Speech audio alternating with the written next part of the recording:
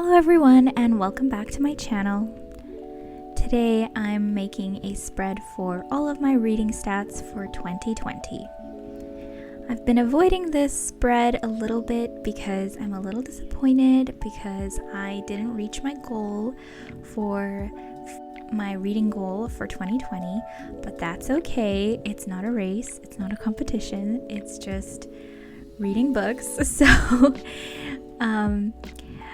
usually I think my goal was 60 books and I read 45, which is still a lot of books, so there's really no need to be upset. So I track a lot of my stats from Goodreads, and then the others I just write down all the books that I read throughout the year and I categorize them myself. Nothing complicated, no spreadsheets or anything. I just write it down by hand and then count it out at the end of the year. It's actually really fun for me to go through all of my notes from the year and create my stats. For genre this year, I decided to go for a bar graph because it just seemed like the most simple. I have done a little bit more complicated spreads in the past, and this year I just decided to keep it simple. I will link my spread from last year in the cards. I did a video for that too. That year I did a green theme, and this year I decided to go all out and have a lovely, cute pink theme. For the other page, we have some donut graphs for age and format, and I accidentally switched those around by accident. But that's okay. I know which ones are which, so that's all that matters. And I didn't feel like rewriting them, so it's fine. I also made a little infographic section for pages read and my longest, shortest, and average book. And then at the bottom I have my average rating. I sketched everything out beforehand because I just wanted to make sure everything was going to fit on the spread. I don't usually make these kinds of spreads unless it's the reading stats one, so I just wanted to make sure that everything was going to fit like I wanted it to. So I sketched everything out before, and now I'm going over everything with my fine liner, my black fine liner and my gray fine liner. I thought it would be a little bit more soft, but it ended up being quite dark, so I don't know if I really needed to use the gray.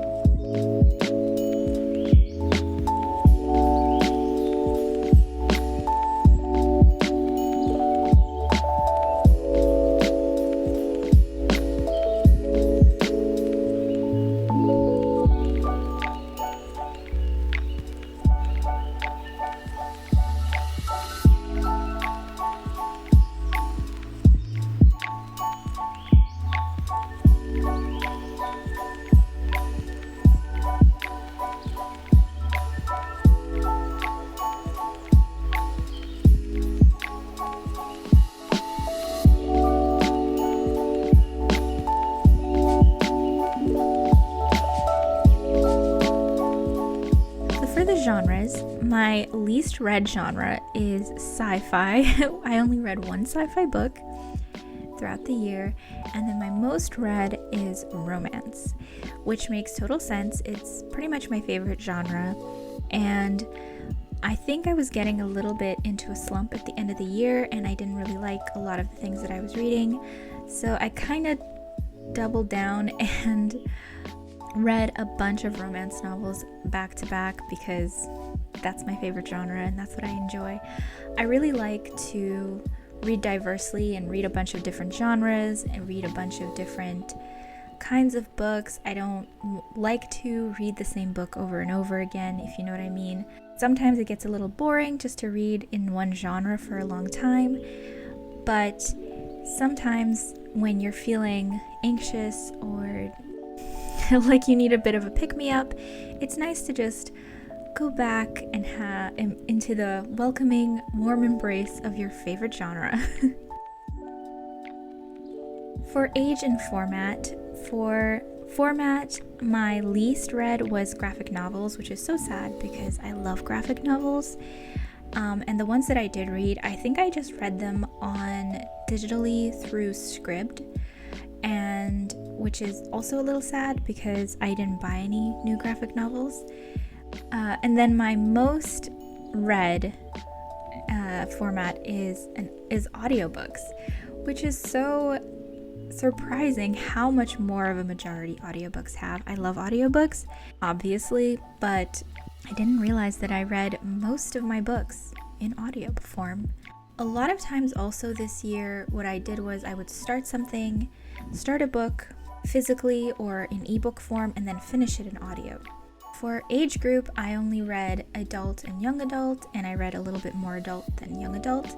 Didn't read any middle grade this year. For pages read, I read 14,459 pages, which is kind of crazy.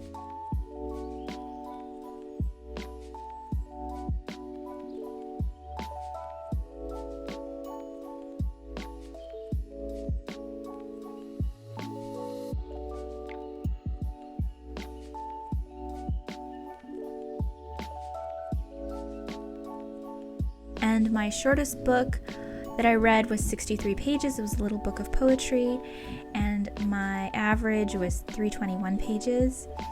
My longest book was a Cassandra Clare book, Chain of Gold, and that was 592 pages long, so pretty freaking long. And my average rating was 3.5 stars.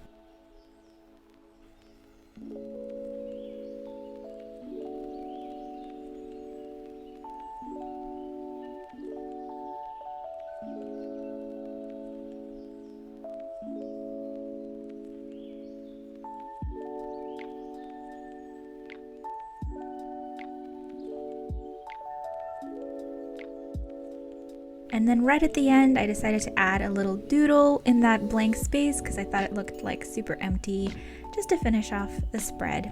And that's pretty much it. I hope you enjoyed watching me create this spread. It was a lot of fun, and I don't know why I avoided it. And I hope it gave you some ideas. So I hope you enjoyed watching this video. Subscribe if you want to see more videos about bullet journaling and other kinds of reading spreads from me. So thank you so much for watching, and I'll see you in my next video. Bye!